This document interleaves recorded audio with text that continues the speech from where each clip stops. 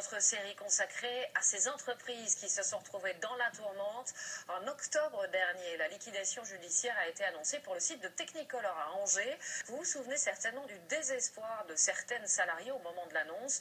L'une d'entre elles, Elisabeth Miot, avait hurlé sa colère ce jour-là. Elle est aujourd'hui au chômage et a bien du mal à tourner la page. Anne-Guy Épée, Alain Darigon. Il y a 3 mois, sa colère explosait devant les caméras.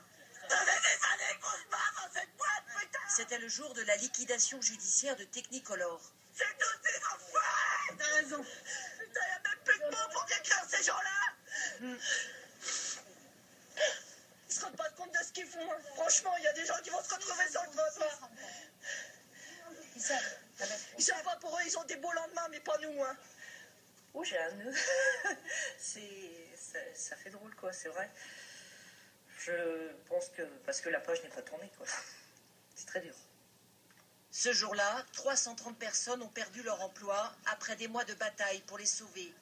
La détresse d'Elisabeth Miot, c'était celle de tous les salariés. C'est ce qu'il me disait. Tu as ressorti ce que nous, on avait au fond du cœur. Juste avant la fermeture, elle nous avait montré l'atelier où elle a travaillé pendant 23 ans comme ouvrière de production. On y fabriquait des téléviseurs et plus récemment des décodeurs numériques.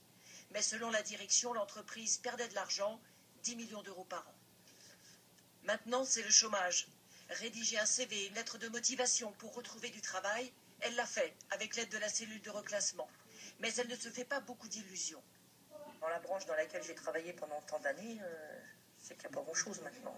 L'électronique dans la région, c'est qu'il n'y en a plus beaucoup. Il faut pourtant envisager l'avenir.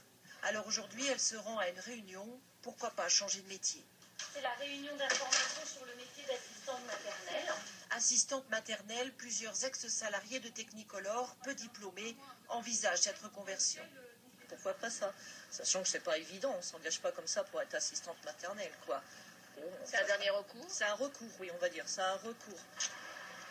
Régulièrement, elle revoit ses anciennes collègues. C'est toujours bon pour le moral. Pas facile. Un changement de vie, oui, c'est dur. Hein.